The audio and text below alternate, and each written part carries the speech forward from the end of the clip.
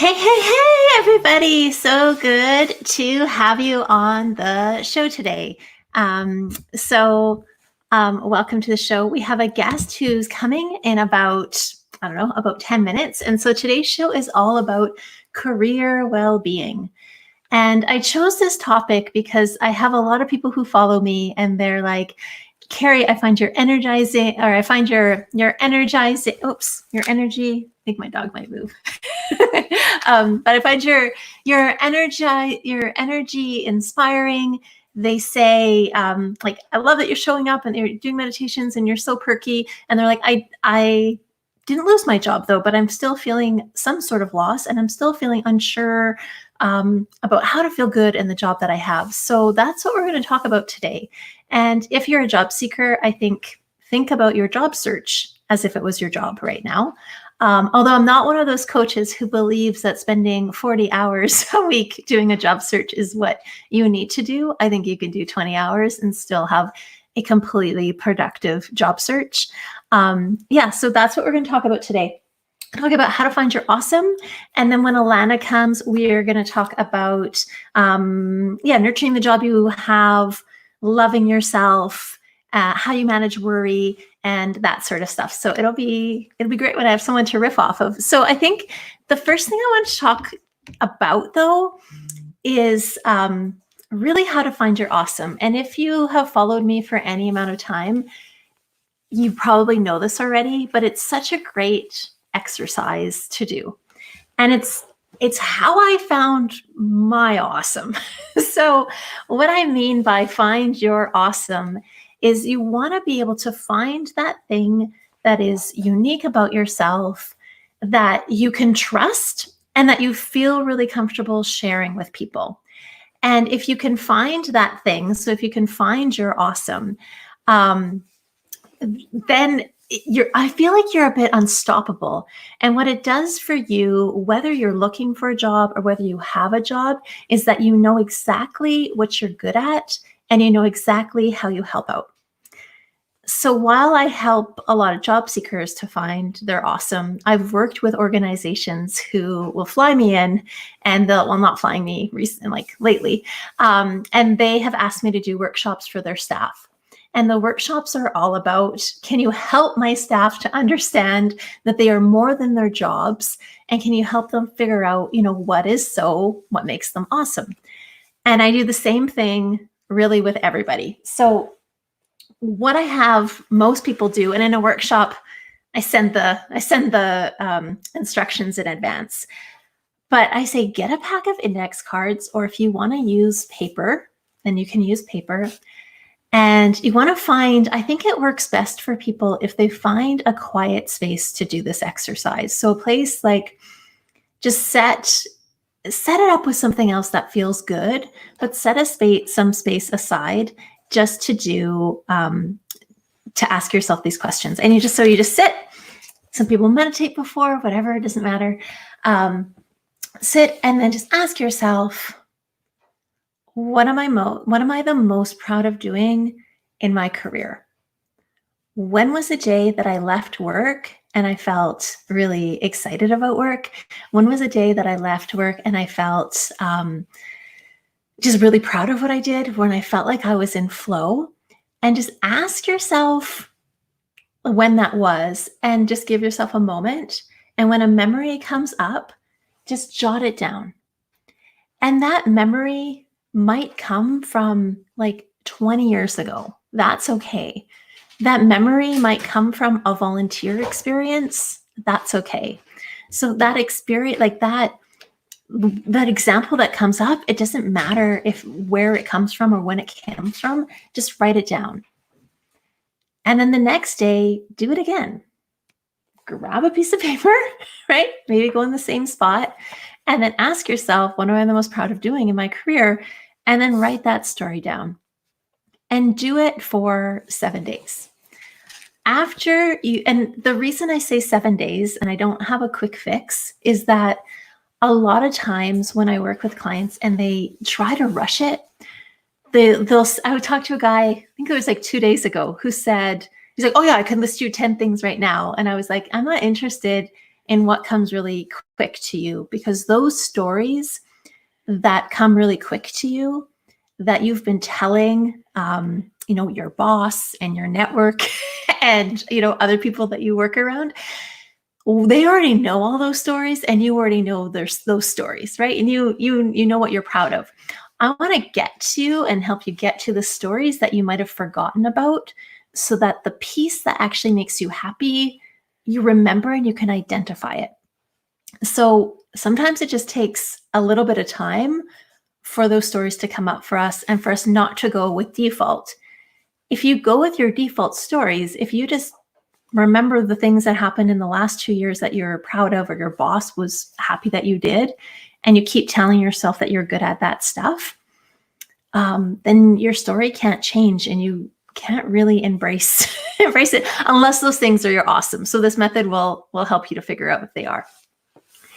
So after you have them, so you do 7 days of writing stories, what you want to do is, I'll pretend I have an index card. So I have a story on the front here, right? So the story of a day, I felt amazing at work. So then read that story and then go, what skills did I use? What skills did I use when I did this thing? And then you want to jot down those skills on the back of the card. And then you want to do that with all of the stories. So going through one by one and identifying the skills. And the skills, if you could say them in non-cliche ways, that's best. Because if you just write like efficient, effective, team player, if you write it like that, then the basis of your brand is going to be these like overused phrases. So try and use words that only you use, or try to use words that are pretty unique. So you do that for all 7 stories, and then look at all the skills in those stories and see what skill keeps popping up over and over again. So what skill gets repeated? Maybe it gets repeated in all 7 cards. Or maybe it gets repeated in like 3 cards. But circle the ones that keep coming up. If you do this and you find that you have like 10 skills, then look at them and go, well, which one makes me the happiest? And choose those. And from that exercise, then you can create a branding statement.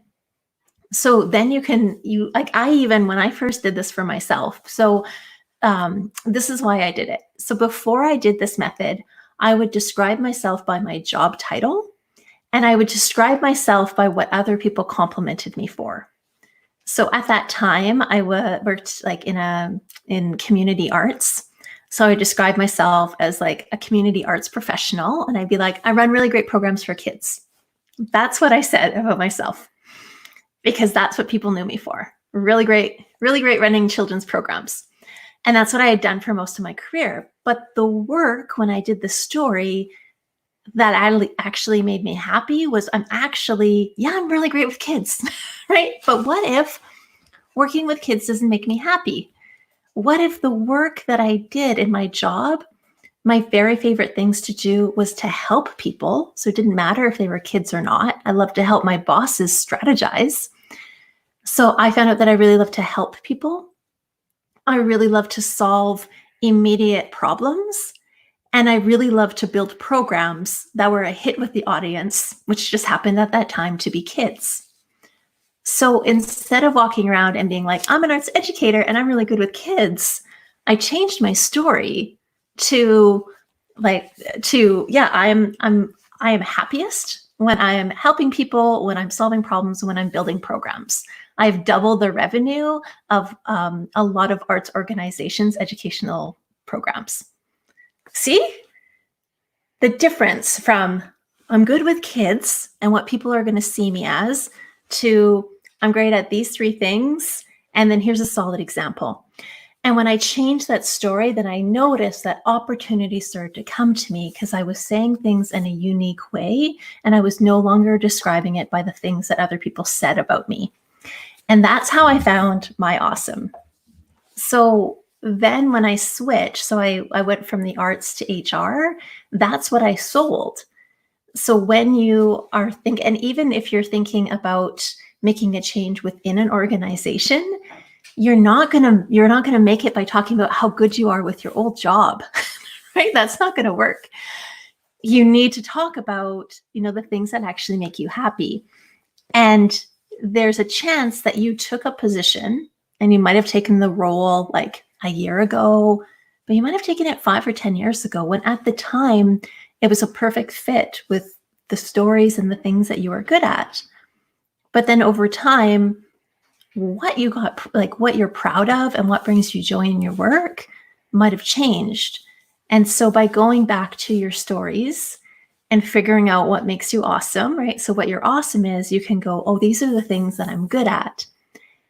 And if you have a job where you notice, like once you know them, you can go, am I doing this all the time? Like how often do I get to do this work? And if you don't get to do any of those parts, then of course you're not going to love the job that you have. And that doesn't mean that you have to leave your job, but it does mean you need to look for opportunities within the position that you have on where you could use those skills. What are some projects that you can get involved with that would allow you to develop those skills? And that's a way to start to loving your career, but based on your own knowledge of what makes you happy in your own work. So it always starts with you, and then you can, once you have a grounding in it, then you can express it. So that's how to find your awesome. We're going to move on and we're going to talk with Allana right away.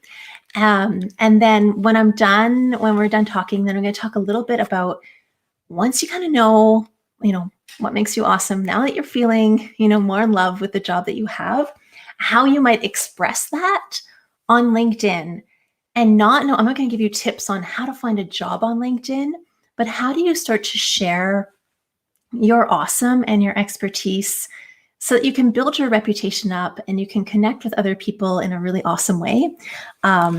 So we'll get into that. But first we're going to bring Allana on. I'm going to put my headphones on. Oh, cool. Can you let her in? Yeah. Hi. Hey, how's it going? Really good. So everyone, I'm really bad at introducing people. In terms of I was like, oh, she's Allana and she's awesome and you should trust her. But so Allana is amazing at culture, like understanding cultures of workplaces, and also incredible at organizations that are going through a change and growing and making sure that they I love your brain because you're so strategic, but you're grounded in the humanness, right? Of it, because you did psychology and counseling before, right?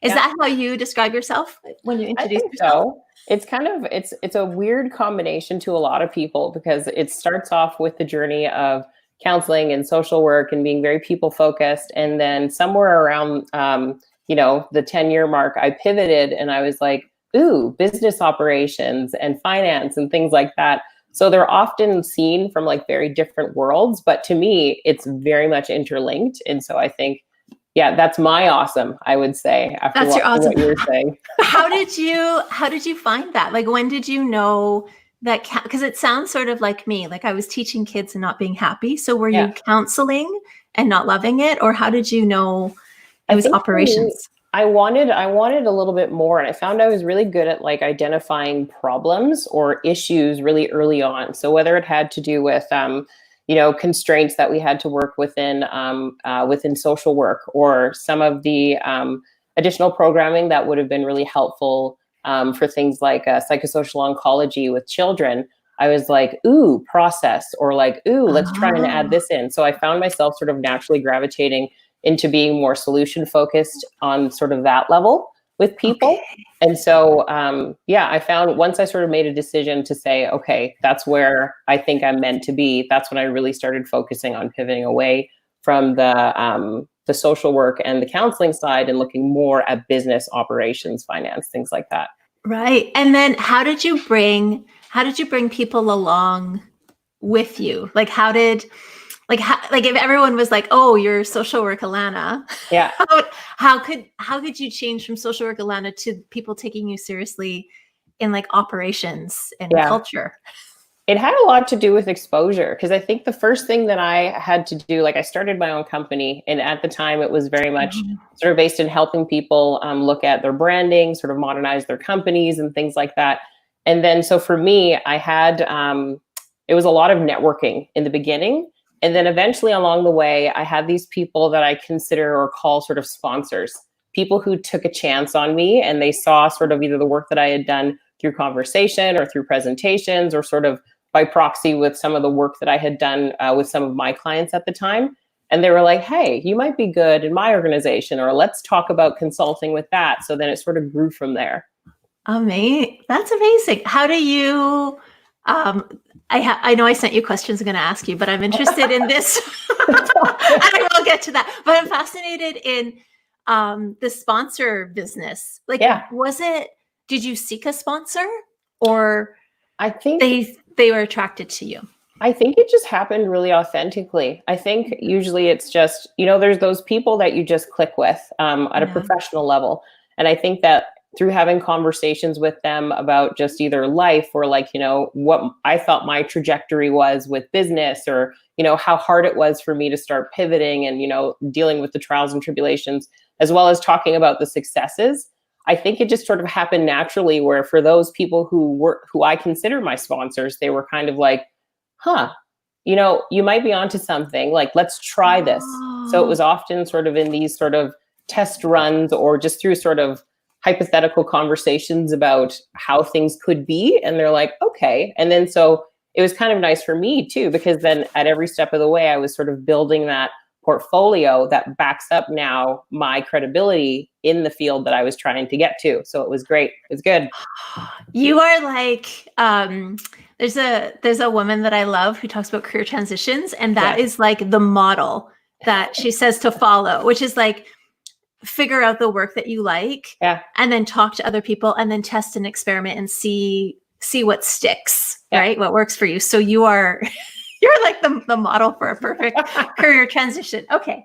So, so you moved into this like operation world, right? Mm-hmm. So now can you tell us a little bit about, where you work and what you're doing with people right now? Right now, I work at Tripwire Media Group, which is a video production company. So I'm working with corporate video, things like commercials, culture videos, working very B2B.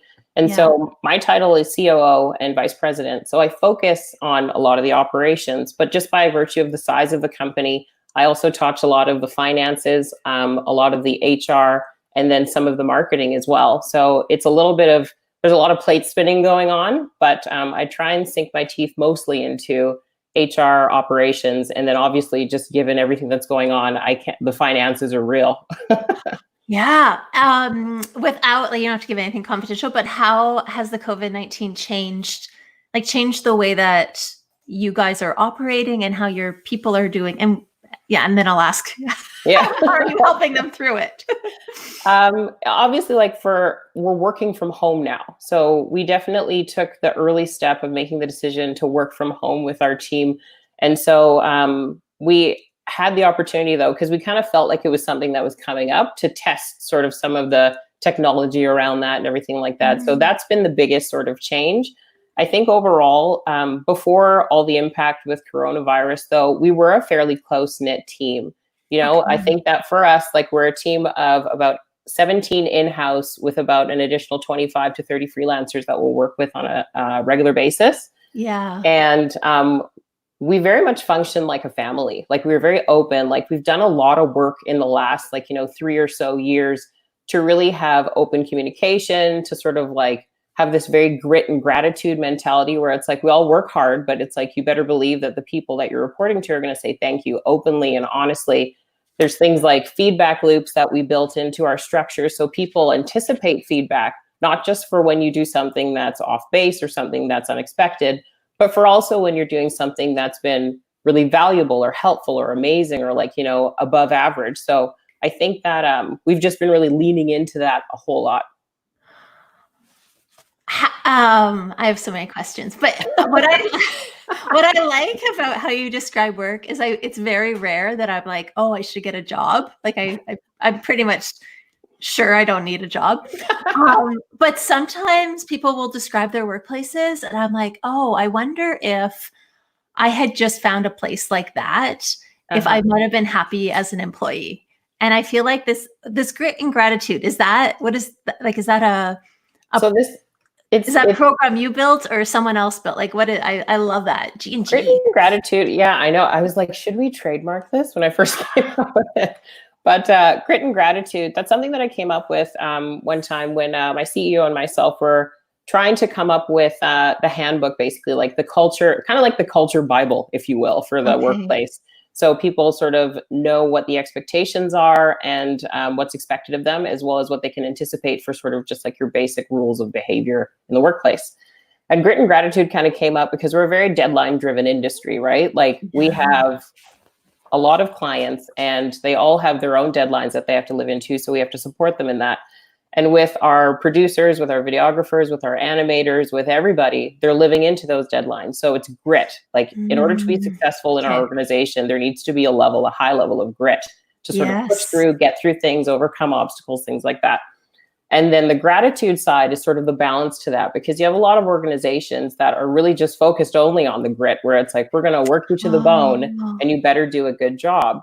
But for us, we want to balance that out with the gratitude side, where we're saying, you know what?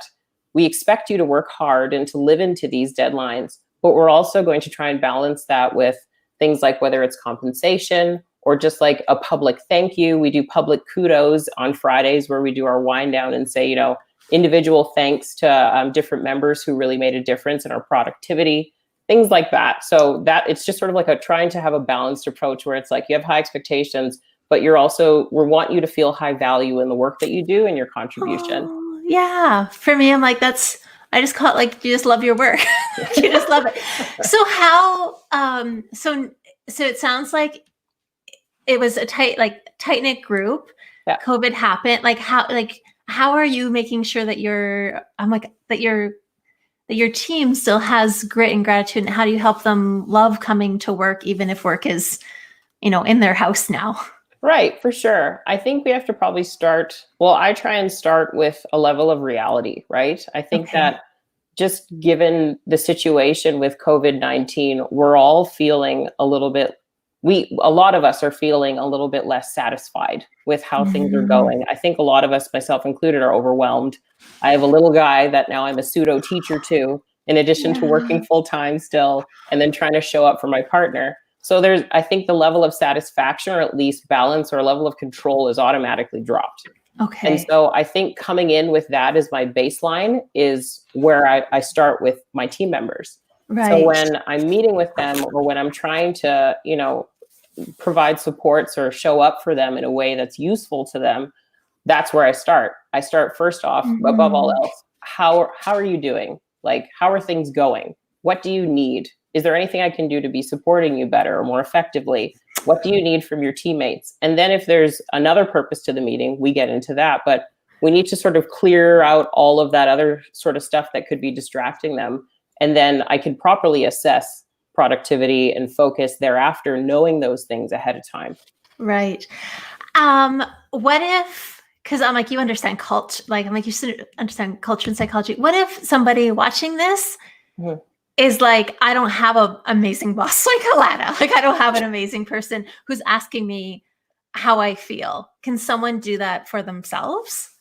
No, that's fair. That's a fair question. I think that they can. I think that, having conversations with yourself, which sounds, a little off sometimes, but I think having a conversation with yourself about what your expectations are of yourself, say with work, if they're realistic, if they're even proven. Like for myself, in the first week of working from home, I had really high expectations of myself. I was still expecting myself to clear 50 plus hours in the work week, to be super mom, to show up for my husband and all that stuff. And I completely flatlined at the end of that week.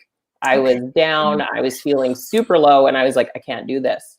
Yeah. So I think I had to have sort of like that conversation with myself where I was like, is this even an expectation of mine? And then after that, I went to my CEO and I'm like, what do you need from me while we're working in this, like all the stuff that's going on, to try and sort of reset what I actually need to be doing versus what I'm telling myself I need to be doing.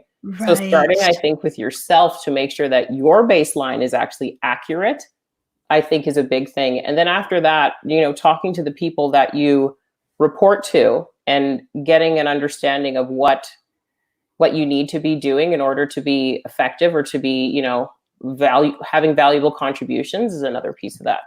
Right. Okay. So check in with you. I'm like, I could probably do this for myself. I work for myself, but I bet I can do this for myself of like, check. Cause I'm still working like, I think a wild person right now. Like I think it's busier than ever, but I have a book. I started a show. Like, Yeah. I don't know. I soothe myself by working harder. Yeah. I don't know if I get that. I want to say like I'm happier though, right? Like I think I'm happier because I know myself and I'm happy through making.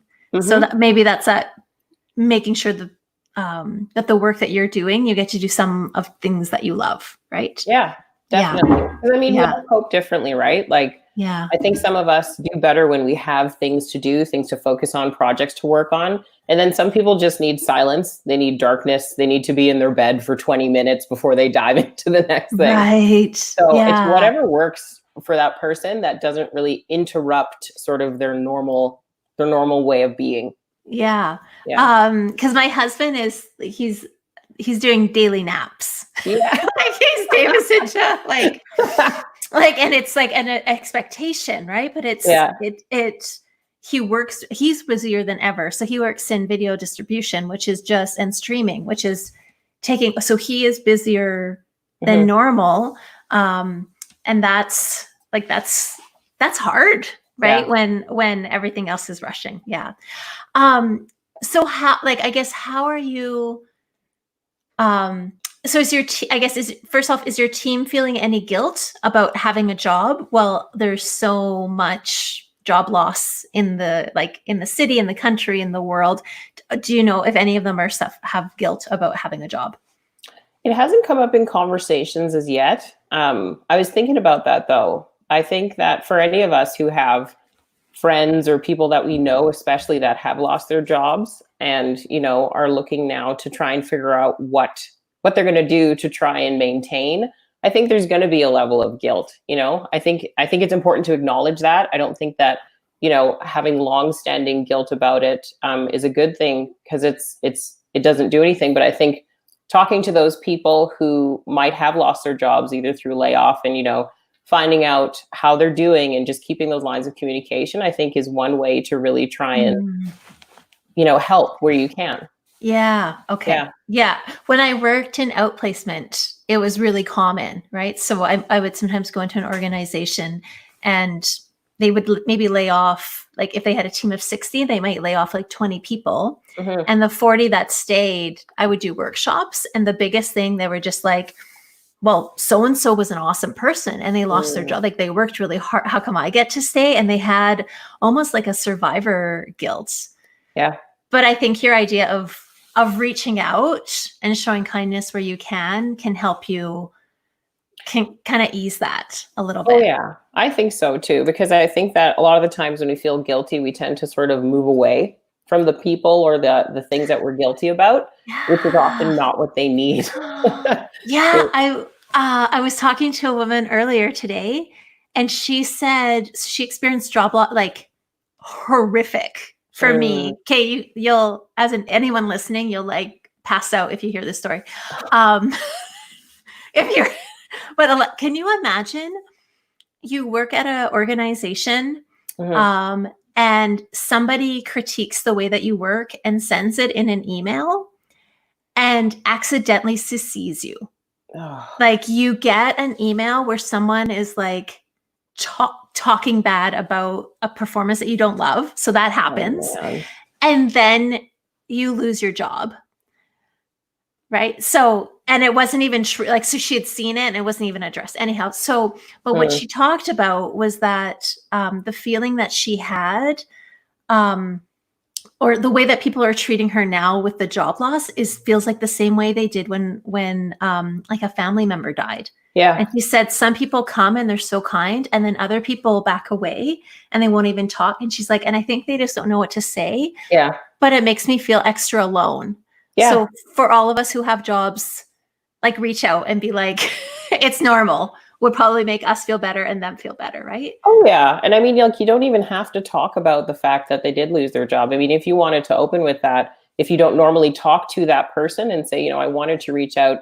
I understand what happened. I'm just wanting to know how you're doing, can speak volumes. That can go miles for someone who feels alienated and has lost their Yeah. job, that someone gives a damn. Yeah. You can swear on this show, I think. Yeah. I don't know what the rules are. Yeah. Just my living room. Yeah. But yeah, it can make all the difference. Yeah. Okay. So for people who have their jobs and are feeling like maybe not as productive or not as motivated, like what advice are you giving your team, and what advice do you have? Do you have any advice for other people on how we might feel better in our jobs after we reality check that we're not overdoing it? Right. Oh, fair enough. I think just communicating, really. Like, I think that the only way to feel better if you're feeling low or something like that is really to communicate, and communicating with, whether there's some close colleagues that are part of like your cheerleader section, or if it's just some close friends, communicating if you have a good relationship with the person that you report to, letting them know how you're doing, if you have any questions. I mean, you don't have to open up the book of life to people in order to have connection. It can be sort of little steps that you take to say, what do you think of this? Or I was thinking this, or I was feeling like this, or, I'm not, like, just leveling with people. I think that's what we all really need to do. And I know sometimes it can be easier said than done, because I think we've all had managers or bosses or executives that just seem very cold, and it feels like you can't approach them, you can't talk to them and things like that. Yeah. If that's the case, don't talk to that person. Find someone else that you do feel comfortable talking to. So whether it's a colleague or someone who's also in the same industry as you, that's from a totally different company, try and get some, normalize your feelings that way. And there'll be some value in that, because I think a lot of the reason why a lot of us feel anxious is because that we think that we're the only ones dealing with it. And so if you can at least find another person who can understand or empathize or say, yeah, I was dealing with that too, and it's really shitty, I think that goes a long way. Yeah. Okay. Yeah. Because I'm finding the more I talk to people about, how I'm feeling, like, just even having your own business at this time is a really weird, a very weird thing, right? Yeah. And then talking to people about it, how I'm feeling, is helpful, and especially other people who work like me, other workaholics. It's really good. I have a question about, because I think that you look young, and you are young. I like to think so. Like for your fancy titles, because what are you, a COO, MVP? COO. That's what I'm called, at least. Yeah. And a VP. So that's so fancy. But if somebody else is maybe new to being, and I know you're not new to this, because I'm thinking you were like built. I feel like you're built to like manage things and solve things and set problems and bring the people with you. But do you have any advice for someone who's maybe new to this on getting their team through this and helping their team to love their jobs right now? I think probably asking questions and supporting. I think that one of the biggest mistakes that a lot of people managers make is that they assume that they know what people need, or they just start talking without actually reading the room or, understanding what the needs or concerns are. So asking questions, at the top of a meeting, beyond just how is everybody doing today, really checking in with people along the way. If you have sort of an assignment that you've given to someone, or that you're trying to make sure that somebody successfully completes a project or something like that, ask them questions along the way. Don't wait until the end when you have the finished product and wondering what went wrong or why it's late or something like that. Like, check in with your people. Like, everybody's having some sort of struggle, some level of struggling now with everything that's going on with the pandemic. So just check in with them and be like, does this make sense? Does this deadline seem reasonable? And even if you can't change it, you can talk it out and try and at least help them find either resources or delegate part of the work to someone. Like there's ways through this that don't necessarily lead to less productivity and focus, but people need to feel supported. Like nobody Right. wants to work for somebody who just wants results and doesn't care how it happens. So I think Yeah. checking in with your team and making sure that they have everything they need to be successful, that you're setting them up for success, and that you're actually seeing that, or you know that the things that you're doing for them is actually supporting the work and not hurting it. I think that, yeah, being curious instead of judgmental is a big piece. Yeah. How do you because I feel like I've had managers who are good at checking in, but it feels like micromanagement. Oh, How do you make that checking in not feel like micromanagement? if you know one of your employees is very sensitive to it. I think you could if I'm a pretty I think I'm a pretty direct person. So the way that I would approach that is just say this isn't micromanaging. I just want to see that you have what you need. And I mean, it's up to the person whether or not they believe you. If you've been a micromanager in the past, you're going to have to earn that all over again because they're going to only expect that from you. But I think that setting the tone again, just sort of coming in there and being like, this isn't meant to micromanage you. I know things are crazy right now. I just want to make sure that you can be successful. What do you need right now? Yeah. What isn't working right now? That sort of thing. Cool. I have one last question for you, which is I did this little video the other day about how to deal with worry, because I feel like lots of people are worried. And I had an acting exercise to go with it.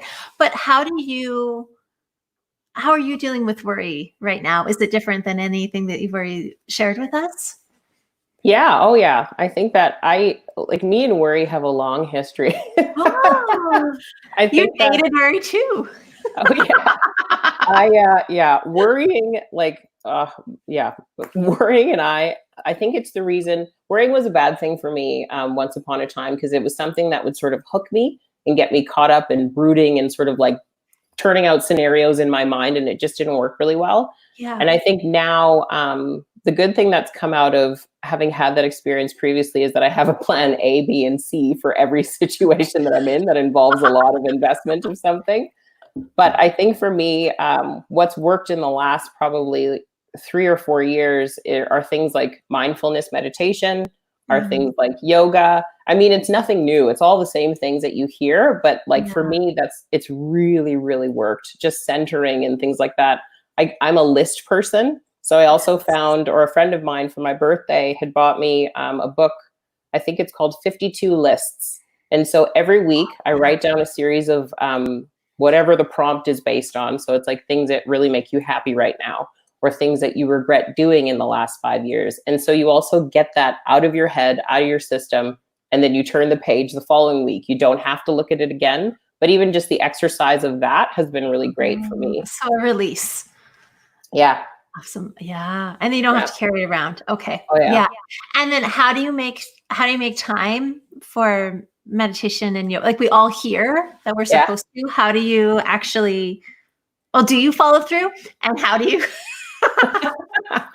I think for meditation and yoga, it's been some really good apps that have been out there that allow me to do a 5-minute meditation or a 9-minute yoga practice, because I don't have 60 minutes in the midst of, especially now in the midst of trying to do things. That's a rarity. So I think for me, just finding some really good apps on my phone or on my computer that'll help guide me through those meditations, even with audiobooks. I think there's some really good meditative practices on those apps as well. So I think that ones that allow me to sort of ingest that piece in bite-sized amounts is really good for me. Because if all that was out there was a 60-minute meal, I wouldn't do it. Right. What apps are you using? So there's one called, I think it's called Down Dog. I just downloaded that one last week, and that one's been really good for yoga. Okay. They also have a beginner version as well. And there's a couple Audible meditation, 10-minute meditations that I've done as well. Yeah. I think those are the main ones so far. But yeah, Down Dog's amazing. It's good. Yeah. I hope I'm saying it right. I think it's Down Dog. I think so. Well, how do you spell it? Let me look. Yeah. Yeah, I it's down found dog. okay. I had so for a while when I first started my business, I was really popular with like yoga teachers in New York City who used to be corporate, like used to make six figures, Yeah, yeah, left corporate to become yoga teachers, yeah. and then we're thinking about maybe going back to corporate again. Like this was like my niche when I first started. Weird. Very weird. I don't know how it came, but I had all these New Yorks. I think I used to speak more yoga-y. Okay, 'Cause totally. they were like, you speak yoga, you're just not a yoga teacher, but you Yeah, seem like you could you're be. on that same wavelength. Yeah. So but one of them made a rooftop, like in New York City, rooftop yoga video. Mhm. And I think it's like 48 minutes. Okay. And I've been doing it every day. And I can't even believe it because I usually am a Wow. 10-minute yoga, like I have a sequence and I just rush it. But there's Yeah, something about she's doing it in like a pair of overalls, yeah, like just jean overalls. And I'm like, oh, that looks kind of relaxing. Like there's yeah, no spandex, yeah, just like, and there's something soothing about like this, like the city sounds and there's birds and there's sirens, but like, it like just makes me feel like maybe I'm in like New York. So I have been doing yeah. that. I think since I've watched it, and I watched it maybe like the first time was like 8 days ago, but every day except for yesterday, Mhm. I'm finding time for this 48 and I can't even believe it because it's against, but I don't know how I'm doing it. I feel like that sounds totally like you though. Like it sounds like you were saying, like the New York plus like the juxtaposition of like the birds and nature, and she's wearing Yeah. overalls. Like I think that it's probably just like it's very you. Like so I I think just like that the like you vibe. Yeah. totally, and then I so I am a New think York you're like, City yoga I teacher. have 48 minutes for this. Yeah, I don't know. But she also describes, I like her voice and I like how she describes things. So I think if you find, I think for me, what I was doing for a couple of weeks was there's a Buddhist magazine that listed all the different places you can meditate, all Okay. the meditation centers kind of in the world. So I was showing up at all these Zoom meetings and meditating. And like I went to one which was like this real I found out after like a really strict like Zen temple. And in Zen meditation, like you're supposed to like have your eyes open and be staring at a spot and sit in like a certain Zen position. Yeah. And I was like, my face, smile, like my eyes closed, like not even, yeah, like not even in the right, totally being offensive and not Oh knowing. no. Um, yeah, because I was like, oh, it's great. I can meditate with all these different groups. So I went to maybe 8 different meditation sittings and sat with these monks and all these people worldwide, like through Zoom, right? Getting Yeah. a taste. But I think what happened is that got exhausting because Mm, nothing felt like comforting or familiar. So when I found this yeah. one yoga video, I was like, Yeah. I'm just gonna stick with it. So it feels Yeah. like home, but Yeah. it's not. Yeah. For So, sure. That's a yeah. good point you bring up too about like finding somebody whose like voice or like who basically like you vibe with them. The Down Mhm. Dog app, I feel like I'm doing an advertisement now. Yeah. The Down Dog app, you get to choose like the voice and like all that stuff, your Oh, music and everything like that. So like it fits with you and there's a visual representation of everything that you're doing. So that's good. wow. The last one too, actually, that just came to mind is the Will app. So it's WHIL. It's like this whole comprehensive platform that looks at meditation, it looks at yoga, but like in different areas of your life, like with family and with personal and with work and like all that stuff. It's cool. Okay. Yeah. Yeah. And I find like that sort of stuff makes you love your work more. Like if Yeah. you can build in those breaks. I know when I had a job with the government that I didn't love, Mhm. a yoga program. So I would go and kind of be like, hey, I'll do all my work today. And then I get to do this break. So I would build in things that I love that help Mhm. buffer and feel good about Yeah, it. So yeah. totally. Yeah. Cool. Well, I'm gonna talk for another 15 minutes about LinkedIn stuff. So but it was so you can stay on. But it was so lovely to have you here to share your expertise. You're so wise. If I could have a boss, it would be you. Thanks. Thank you so I don't much know. for having me. I feel like you could handle managing me, and I'm not an easy person to manage. So ask my husband. I'm That's very great. nice, but I'm very like go, go, go. And I have no Yeah, you time. have that like tunnel that you're trying to get through. Yeah, I'm always in the tunnel. Yeah. I Cool. like people, but if they're not in the tunnel with me, I don't see them. You're like, you're in my way. Yeah. Yeah. So Okay. Well, thank you for having me. yes, thank It was you. awesome. See you later. Bye. Okay, bye. Awesome. So thanks for Allana for being here. That's Allana Schmidt. You can find her on LinkedIn. She's and she's on Instagram too. She's awesome, but I'll tag her in this. So the last little bit that I wanted to share and talk about, or what I promised I would I would cover in today's show, is so after you know what makes you awesome, and so you know what makes you awesome. You're feeling better about your work. Maybe you've done like things like Allana has talked about. So you've done your meditation, you've done your yoga, you figured out, you've been reality checking what your day to day could look like. Hopefully, you find someone that you can talk to about any stress that you are feeling. So, trying to find community about it.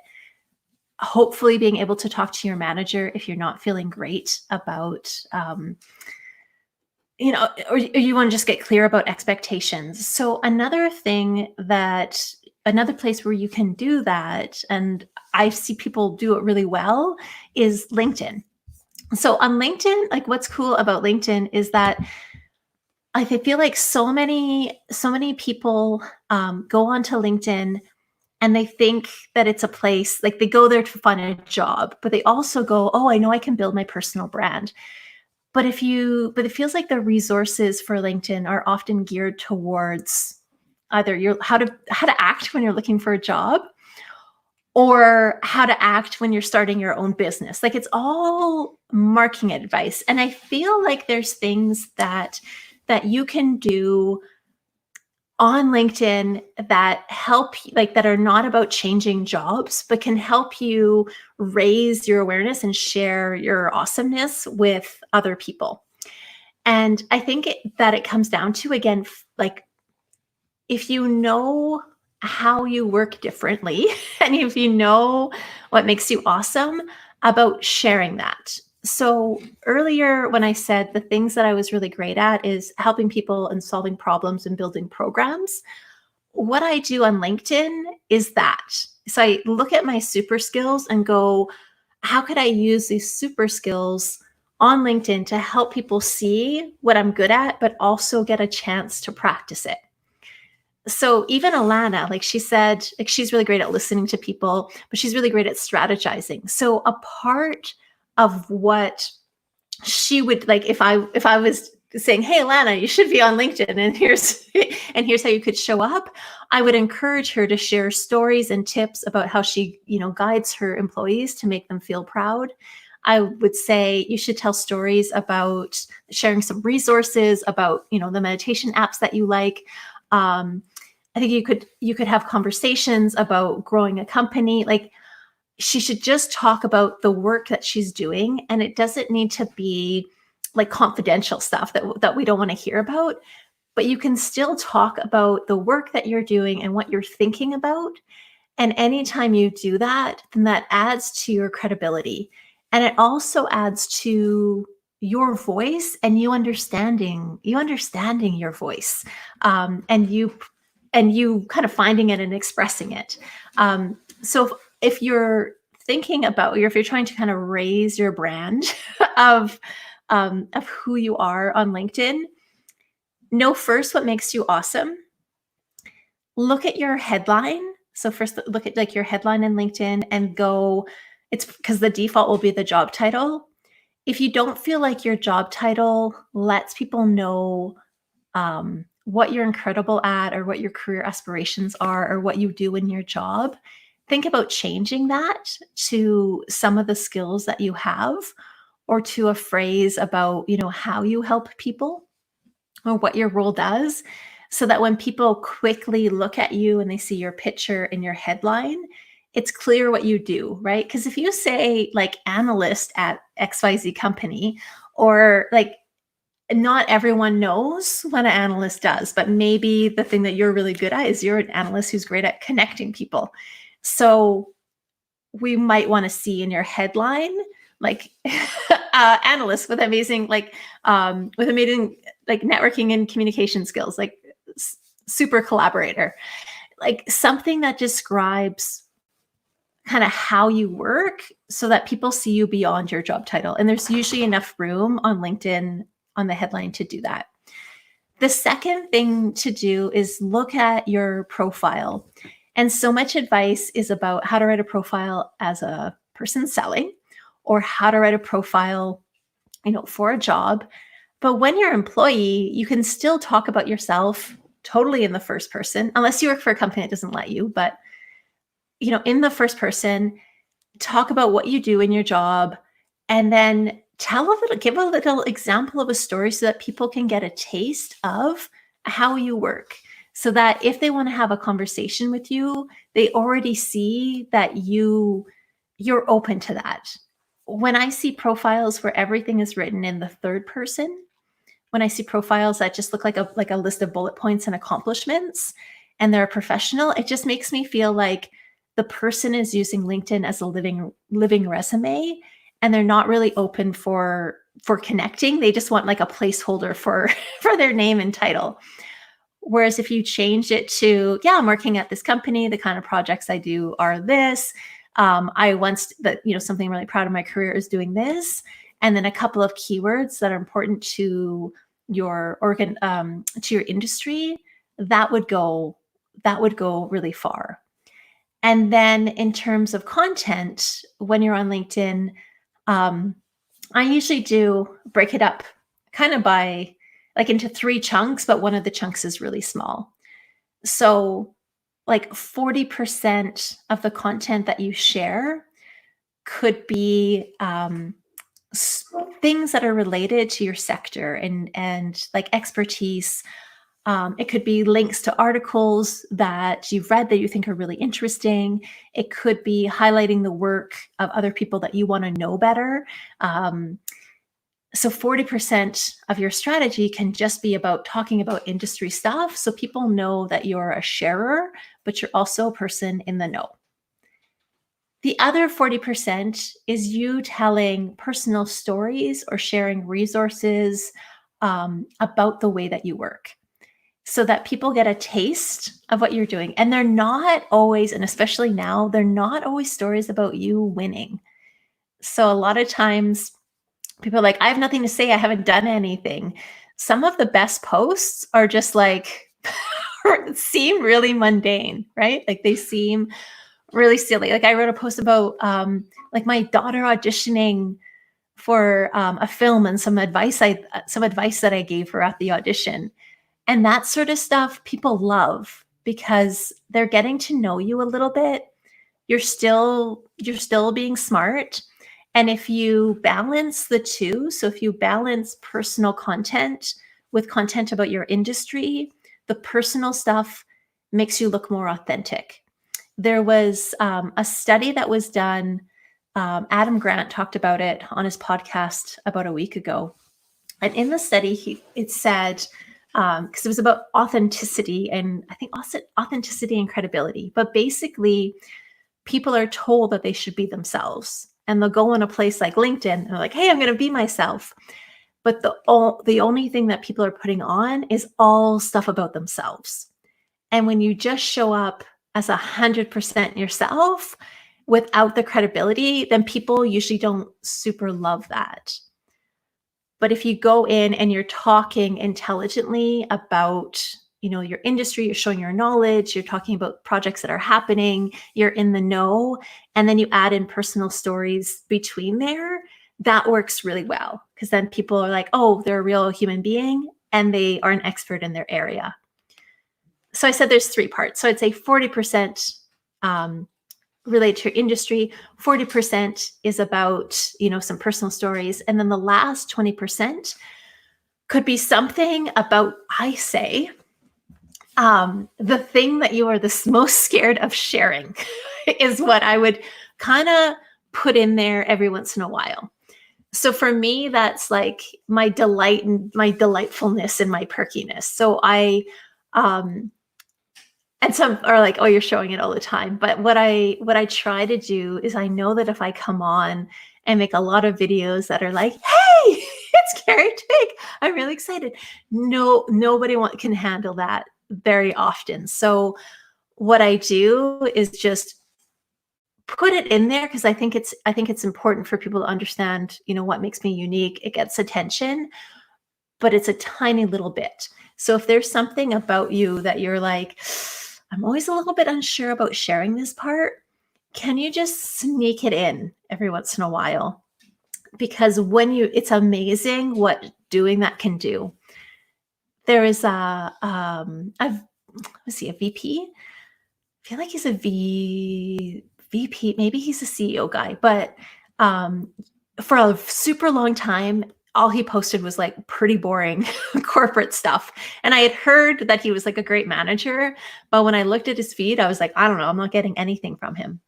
And lately, what he started to do is he's like, yeah, I'm going to learn how to I'm going to relearn how to play guitar because he hadn't played guitar for us. So he's going on LinkedIn every once in a while and he's just playing these songs and he's not super good. Sometimes he sings and people are like they love seeing that side of him. But in between, he's telling like really fantastic stories about his team and he's sharing really cool resources and he's linking to other articles. So the guitar is a delight to see, but we don't see it all the time. And I think that's one great way of building trust in your industry. I'm seeing a couple of questions, so I'm just going to get to those, and then I think I've covered everything that I said I would cover. So, yeah, someone is asking, how do you figure out your next career move when you're ready for more, even when you enjoy your job? Yeah. So I think it was like what Allana said. So first I would figure out what work makes you happy. And when you know that, then look for jobs so within your own job, see if there's a way that you can do more of those skills. So I once had a job at an HR firm where I was really interested in leading a team and I didn't have any experience leading teams. And so what I did was I went to my manager and said, what I want to do is, I'm loving my job, loving this, but I'm really feeling like I would like practice leading teams. So if an opportunity comes where I could lead a team, I would like you to consider me. And so I let them know that I was interested in that growth opportunity. And luckily, an opportunity came and I could do that. So if you can explore the boundaries and test what you might enjoy next within your own job, that's a super safe way to make a career transition to see. If you don't know, or you can't do within your own job, then I think having strategic conversations with people, asking questions about different jobs that people have, like just be so curious about what other jobs are out there and be really curious about what's happening. And if there's something that kind of like piques your interest, of going and investigating that a little bit more. Because the reflecting and the experimenting, and if you do a bunch of tests by having conversations and trying things out, that's one of the best ways to figure out what the next move is. You don't find it out by doing, a written test, and you don't find it out by just thinking about it. You actually have to try and do it. And James, I like that you're noticing my dog being like ridiculous. So to end, the last thing that I wanted to share is a little bit about how to love yourself in your career. So I talked a little bit about how to find your awesome. And I know Allana talked about some apps that she used and being realistic with yourself. But one of the best ways that I learned how to love myself, even before I was like I say I'm a good meditator now, but before I was good meditator, is I did this really simple meditation, which is like your love yourself meditation. And I'm going to teach you how to do it. So it's great because you don't need to get into like any sort of fancy positions or anything like that. Really, all you have to do is get into a comfortable position. So you can be like on your couch. Oh, if my headphones reach. Oh, I don't even need my headphones anymore. Okay. So you could be on your couch and like lean back, totally relax. You don't have to do anything, just sit in a fancy pose or anything. So get into a comfortable, relaxed position. And then I would put earphones on because it'll help you focus, but put on some earphones or headphones and put them on. And you want to play some music that makes you feel just like so good. Some music that just makes you feel like it's beautiful or it's inspiring or it makes you feel really happy. Like just doesn't matter what genre, but just a song that really just every time you hear it, like, yeah, this is my song. So just put that song on, have your like headphones on, listen to that music for a little while. And then as you're listening to the music and you're into it, just start to pay attention to your breath, right? So just you're enjoying the music, but you start to also pay attention to like, I'm breathing in and I'm breathing out, right? So you're just following that breath. No big deal. You're not changing it, not making it deeper, but you're following the breath. And then this is where it gets really good.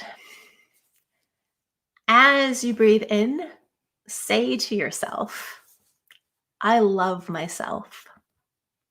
And as you exhale, all the feelings that you have of like, you shouldn't be saying that, just let them go. And for the rest of the song, every time you inhale, say to yourself, I love myself. And every time you exhale, just let it go. And it can feel kind of corny when you first start doing it. When I first did it, I was like, this kind of is weird, but I heard somebody have good results with it. And then what starts to happen after a couple times that you do it is that you kind of extra love the music.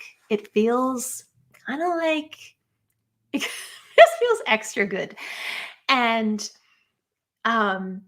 you start to be able to say, I love myself without cringing, which is a really good sign that it's kind of doing really well. And what I found is that when I started to do that meditation, is it changed the way that I acted in the world. And it's because I think like, I don't feel like I was ever cruel to myself or something. But what I would do is that I would often take on work that I should have said no to. I would take on projects that I should have said no to. I would kind of overcompensate for a lot of things. And what would end up happening is I was bringing work into my life that wasn't showing myself self-love because it was helping other people, but it wasn't helping me. And when I started to do this meditation, I started to react to things and act as if I love myself everywhere else in my life. So that when projects came in that weren't a great fit or I didn't have time for, I was like, no, I wasn't mean, but I was like, no, I don't have time for that. So I started to act as if somebody that loved themselves. And that meant, doing those like 48-minute long yoga sessions. Like I just started to do things that were more loving because I was saying it to myself.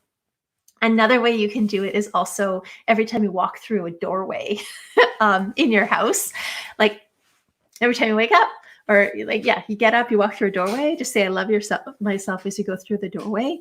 And that habit of just replacing, like we have all these thoughts that we aren't even aware of, but just being aware of it, even for 2 or 3 minutes, a day, listen to music that you love. You can even drink coffee, put it down, listen to your breath, inhale, love myself, right? You can start to show yourself a little bit of love during this time when it's really hard to put a lot of weird pressures on ourselves, right? So, whew, that's all I have to share. Thanks for joining me for Career Stories Live. It's been a fun evening. And I hope to see you next week. Next week, we are just focusing on resumes. I have a resume expert coming. We're going to tear apart a couple of resumes. We're going to talk about best practices and how your resume might have changed for COVID-19. So are into resumes. We are going to nerd out about them. Yeah, a resume for me, some people are like, I don't know why I'm so romantic about them, but a resume for me is like this document that's about a restart. And so if you're looking for a restart, I hope that you come next week because we're going to go resume wild. All right. Thanks for watching Career Stories Live. And we will see you next week. Okay. Have a good evening. Love yourself.